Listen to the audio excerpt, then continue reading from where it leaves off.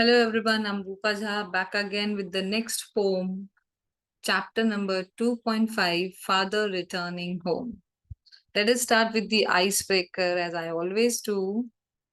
First thing, what are the difficulties you normally face when you use public transport for going college or school? So yes, बहुत सारी problem होती है, जगह नहीं मिलती है, क्राउड होता है, गर्मी लगती है, कभी कभी तो बास आती है, राइट? नेक्स्ट, अब यही सिचुएशन कोई और फेस कर रहा है and you want to give some solution, तो आप क्या करोगे? पहला यहाँ पे दिया हुआ है कि you will give your place to someone else, आप ऑफर करोगे किसी और को अपनी सीट। और क्या कर सकते हो बताओ? Next, complete the following table. पहले कॉलम में है कि आप अपने बड़ों का ध्यान कैसे रखते हो, you love and protect them. और क्या कर सकते हैं हम? दूसरा, आपके एल्डर्स आपका ध्यान कैसे रखते हैं? आप उनके घर में लाइक आप घर में काम कर देते हो, पापा कुछ कहते हैं ले आओ बाहर से, मम्मी कुछ कहती है बाहर से दुकान से ले आओ तो ले आते हो, दवाइयां दे देते हो। Next thing, right your duties towards the following. Family के प्रति क्या आपकी ड्यूटीज है? फैमिली में कौन कौन होता है? पेरेंट्स, सिबलिंग, ग्रैंड पेरेंट्स, तो उनके प्रति आपकी क्या ड्यूटीज है? सेकेंड थिंग, स्कूल या कॉलेज। तो स्कूल कॉलेज में मोस्टली आप क्या करते हो? टीचर्स या क्लासमेट को कैसे अपना ड्यूटी परफॉर्म करते हो, उनके लिए क्या करते हो? This is the picture of the poet Dilip Chitre. Dilip Chitre, let me tell you, dear guys, this person actually started writing the poem at the age of 16.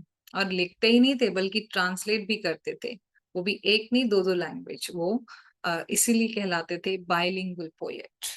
बहुत ही रिमार्केबल वर्क है उनकी, मराठी और इंग्लिश में बहुत ही remarkable translator थे वो।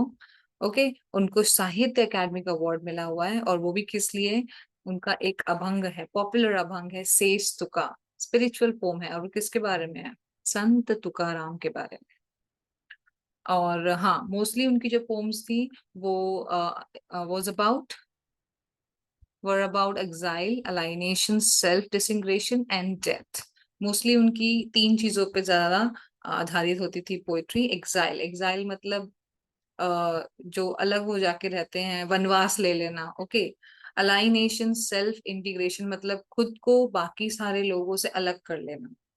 मतलब जैसे दुनिया जो है, संसार जो है, मोह माया लगती है जब किसी इंसान को, तो वो संत महात्मा बन जाता है, अपने आप को खुद अलाइन कर लेता है बाकी लोगों से। तीसरा चीज है डेथ, वो मृत्यु पे भी लिखते थे। अब ये जो पोम है ये ली गई है ट्रैवलिंग इन द केज से, जो इन्होंने खुद लिखी है। और इस पोम में, let me tell you dear student, इस पोम में फादर हैं, और ये और कोई नहीं, ये दिलीप चित्रे अपने फादर के बारे में लिख रहे हैं। और हाँ, मुझे लगता है ये सबके फादर पे एप्लीकेबल है कि उनकी लाइफ कैसी है। उनकी लाइफ एकदम डल है। आप देख लो, कंपेयर कर लो। मैं जो बोल रही हूँ उस चीज से, डल है, मोनोटोनस है, वही रिपीटेड चीज होती है। और उनकी जो रूटीन है उसको देख के आपको दया आएगी कभी कभी। मतलब सुबह उठते हैं, नाश्ता किया, ऑफिस गए, जहाँ जहाँ भी काम करते वहां गए, वहां काम किया, शाम को आए, खाना खाया, सो गए, फिर सुबह वही किया। मतलब it is a daily routine and definitely you will feel pity for your father. तो यही चीज इस पोम में है कि कैसे पापा हैं और कैसे वो उनका जो लाइफ है कितना पेनफुल है, कितने हार्ड वर्किंग होते हैं सबके पापा, लेकिन at the end of the day उन्हें क्या मिलता है? सॉलिट्यूड, अकेलापन, लोनलीनेस, राइट? तो देखते हैं, पोम की तरफ जाते हैं। Father returning home. My father travels on the late evening train. अब राइटर के जो पापा हैं यहाँ पे, दिलीप चीतर अपने पापा को ही इमेजिन करके लिए लिखा है। और ये पोम है उन्होंने तब लिखा जब वो थोड़े बड़े हो गए, जब उन्हें सब मेच्योरिटी आ गई, जब वो शायद खुद पापा बने होंगे, तब उनको रियलाइज हुआ रहेगा मेरे पापा ने कितना काम किया है, कितना हार्ड वर्क किया है, और बदले में उन्हें क्या मिला। तो बदले में उन्हें क्या मिला वो भी इस पोम में है, उनकी लाइफ कैसी थी वो भी इस पोम में है। Let us see. तो फर्स्ट लाइन में है कि father travel on the late evening train. अब पापा जो है लेट इवनिंग ट्रेन पकड़ रहे हैं, ट्रैवल कर रहे हैं। अब वो लेट इवनिंग क्यों है? डेफिनेटली ऑफिस में इतना काम होगा, जहां पर वो काम करते हैं वहां इतना काम होगा कि वो काम करते करते उन्हें लेट हो गया, और इसीलिए he is travelling late in the evening. Standing among silent commuters in the yellow light. अब वो खड़े हैं औरों की तरह चुपचाप, अब बच्चों, ये बात तो आप सबको पता होगी कि ट्रेन में सब थके होते हैं, जब वापस आते रहते हैं तो सभी साइलेंट होते हैं, सबके ही पापा, सबके ही भाई बंधु लोग बहुत ही साइलेंट रहते हैं because of their tiring and physical work which they have done in their office at their work. अब यहाँ पे येलो लाइट भी लिखा हुआ है। येलो लाइट यहाँ पे ये दिखा रहा है, या तो सिग्नल जो आपने देखी होगी, येलो कलर की लाइट रहती है तो ट्रेन जो है वो धीरे धीरे चलती है। और यहाँ पे एक दूसरा पर्सपेक्टिव ये भी है कि पापा की जो लाइफ है वो भी एक येलो लाइट जैसी है, जो बस धीरे धीरे चल रही है, कभी ग्रीन नहीं होती, ना वो रुक सकते हैं, रेड भी नहीं हो सकती। तो बेसिकली धीरे धीरे चल रही है। Suburbs slide past his unseen eyes. उनके आंखों के सामने से बहुत सारी झाड़ पत्ती घर ये सब जा रहे हैं, लेकिन वो देख ही नहीं रहे हैं उसको। उनको दिख भी नहीं रहे हैं और वो देखना भी नहीं है, because he not at all interested. इतना थक जाता है इंसान ना कि देखता भी नहीं है। ये आपके साथ भी होता होगा, जब आप कहीं पे ट्रिप पे जा रहे हैं तो आप बाहर की चीजें बड़े ही इंटरेस्टिंगली देखते हो, लेकिन आप जब थके हुए तो आप बस क्या करते हो, आंखें बंद करके सोते हो, मतलब कोई इंटरेस्ट नहीं होता। So same goes with this father also. Unseeing eye, he is not at all interested with the scenes which is coming in front of him while traveling. His shirts and pants are soggy and his black raincoat stained with mud and his bag stuffed with books. अब उनके जो pant और shirt है वो भी गंदे हैं, गीले हैं। उनका ब्लैक रेनकोट जो उन्होंने पहना है वो भी गंदा है, गीला है, और उसके ऊपर मड लगा हुआ है। And his bag stuffed with books, और उनकी जो बैग है वो बुक से भरी हुई है। अब देखो, गीला होना, डर्ट होना, मड लगना ये कब होता है, बारिश के समय में। ओके, बारिश के समय में स्पेशली जब आप चप्पल पहन लो, स्लीपर पहन लो, तो देखो चपट चपट चलोगे तो पीछे जो है आपके पैंट शर्ट जो भी आपने पहना है वो ऊपर तक कीचड़ लग जाता है। तो वही पापा के भी शर्ट पैंट और ब्लैक कलर की रेनकोट पे हो गया है। ओके, और स्टफ्ड विद बुक्स, उनका जो बैग है वो स्टफ्ड विद बुक्स है विच इज फॉलिंग अपार्ट। पापा का जो बैग है वो बुक से भरा हुआ है जो कि गिर रहा है उनके कंधे से। ओके, तो बैग इज स्टफ्ड मतलब, अब देखो डियर स्टूडेंट, आज कल जो है सबके पास फोन है, बट उस जमाने में फोन नहीं था, राइट? बुक्स था। तो लोग फ्री टाइम में बुक्स पढ़ते थे। आजकल आप देखोगे सब अपने अपने मोबाइल में घुसे रहते हैं, ट्रेन में, घर में आने के बाद भी जब कोई फ्री है, इवन मैंने तो देखा है कि जब गेट टुगेदर होता है तभी भी लोग फोन में ही लगे रहते हैं। I don't like it, I really don't like it at all. तो पापा का जो बैग है वो बुक से भरा हुआ है, तो लोग बुक्स पढ़ते थे ना उस समय, तो उनकी बुक से ही बैग भरी हुई जो कि गिर रहा है उनके कंधे से। और गिर क्यों रहा है? क्योंकि वो थके हुए हैं, उनसे वो हैंडल नहीं हो रहा। हमसे भी होता है ना, जब भी हमें थक जाते तो हमें एक छोटा सा पतला सा स्लिंग भी नहीं उठाया जाता, right? His eyes dimmed by age fade homeward to the humid monsoon night. अब उनकी आंखें जो है वो भी डिम हो गई है। डिम हो गई है मतलब थकान के कारण, उनकी एज के कारण अब वो एकदम से बंद होने लगी है। और वो कहाँ जा रहे हैं? Fade homeward. अब वो घर की तरफ जा रहे हैं। सी, हमारी तरह तो है नहीं कि भाई मम्मी मैं आज नहीं आऊंगा, आज मैं फ्रेंड के यहाँ स्टे कर रहा हूँ हमारी, या फिर मम्मी आज मैं लेट आऊंगा पार्टी है। लेकिन पापा का ऐसा कुछ भी नहीं है। पापा जो है बेचारे ऑफिस से घर ही आते हैं, तो घर तो आना ही है उनको। और वो घर कब आ रहे हैं? इस ह्यूमिड मॉनसून नाइट में, मतलब उमस जैसा, मतलब एनवायरमेंट है जिसमें गर्मी है और मॉनसून भी है और रात है, मतलब बारिश का समय है और रात का समय है। पापा को रात हो गया आते आते।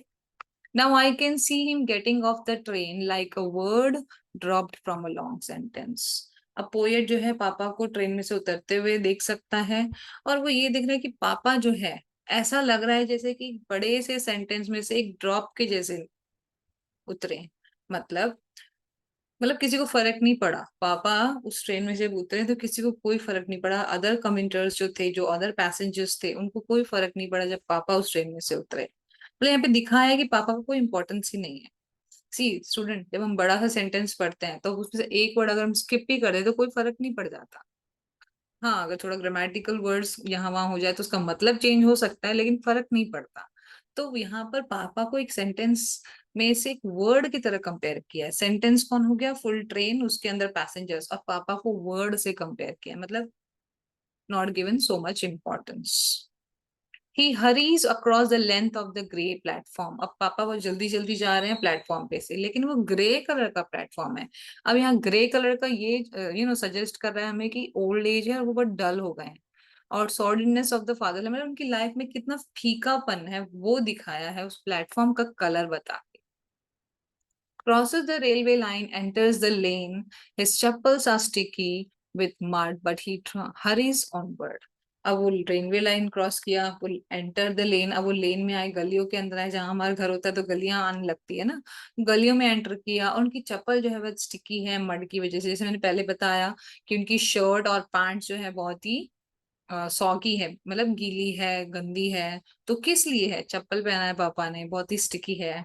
ओके, मतलब पापा को भी देख लो, पापा भी बहुत अच्छा सा लाविश सा सैंडल या शूज नहीं पहन के जा रहे हैं बारिश में, वो स्लीपर पहन के जा रहे हैं और वो बहुत जल्दी में है। बट ही हरीज ऑनवर्ड, और फिर भी वो चल रहे, भले ही स्टिकी है चप्पल, लेकिन फिर भी he is hurrying towards home. Home again, I see him drinking weak tea. अब घर में जब देखा पापा को, तो पापा वही फीकी सी चाय पी रहे हैं। हाँ दोस्तों, ये होता है, ये मैंने भी अपनी चाइल्डहुड में, मुझे भी याद है, मैंने एक आध बार ऐसा किया है। पापा आते हैं चाय मांगते हैं, तो जो भी पड़ी हुई चाय है वही गर्म करके दे देती, मतलब हमें क्या करना चाहिए बेसिकली, अब पापा आए तो मस्त अदरक वाली मसाले वाली चाय बनानी चाहिए, बट नहीं, हम तो ठहरे आलसी, क्या फर्क पड़ता है, पापा ही तो हैं। बट पापा ही सब कुछ कर रहे हैं, पापा ही घर चला रहे हैं, और हम उन्हीं को कुछ नहीं देते हैं, मतलब ध्यान नहीं रखते जैसे हमको रखना चाहिए।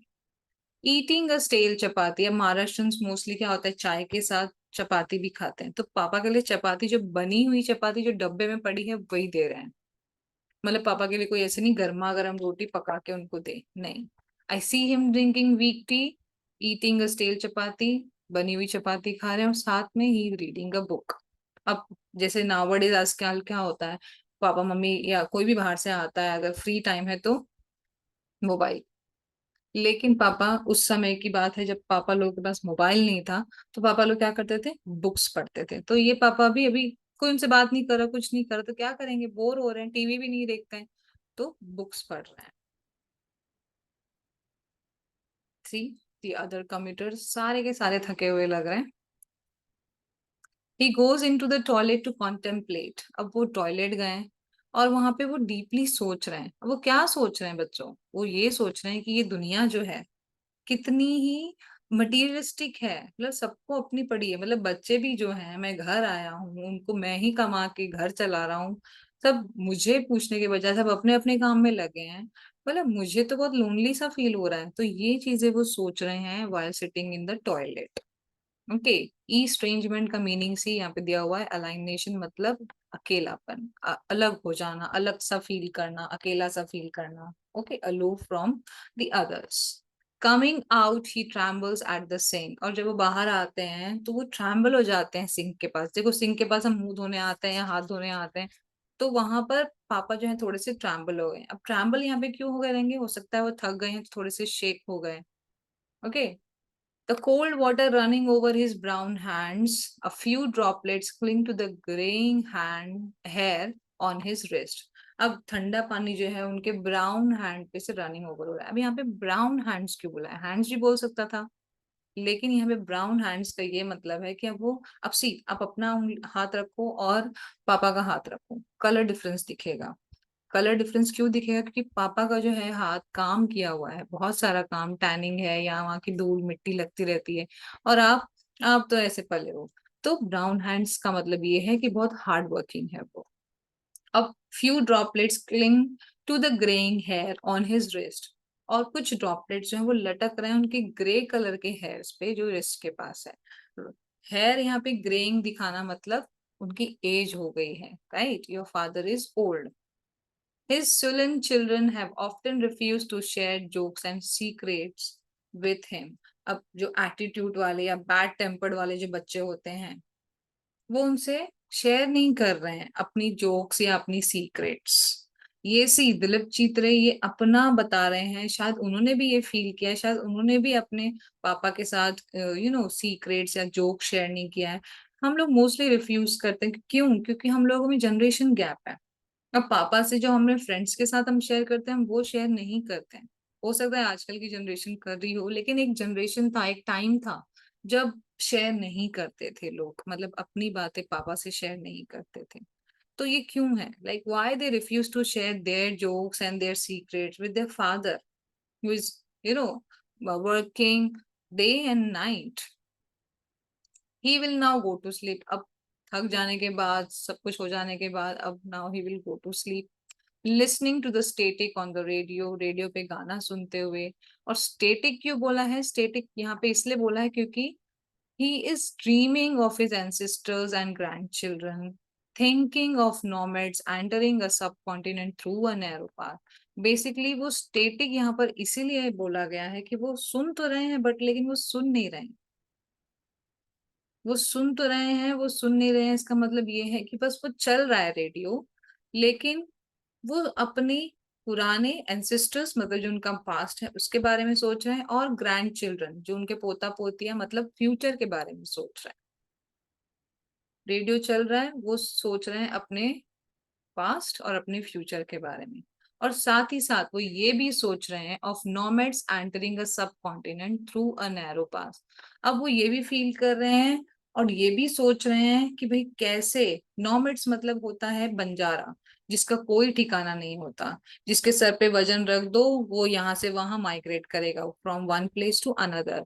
तो नॉमेड्स की तरह उनको फील हो रहा है कि भाई मेरे पास तो सब कुछ बसा बसाया घर है, लेकिन I feel like I am a nomad. मतलब मैं बस सामान लेके ढो रहा हूँ, आ रहा हूँ, जा रहा हूँ, ऑफिस से आ रहा हूँ, जा रहा हूँ, आ रहा हूँ, घर आ रहा हूँ, nobody cares। तो he is thinking himself as a nomad। This is the perspective at the end of this pome. Okay, तो ऐसा फील मत करवाइए अपने पापा को, क्योंकि आपके पापा भी बहुत ही हार्ड वर्किंग है बच्चों। तो उनका ख्याल रखिए। यही इस पोम का मेन इंटेंशन है, मेन आपको दिलीप चित्रे जी बताना चाह रहे हैं कि अपने पापा के साथ ऐसा ना करें, उनका भी ख्याल रखें और उनके बारे में भी सोचें थोड़ा। Thank you everyone. If you like my this video, please like it.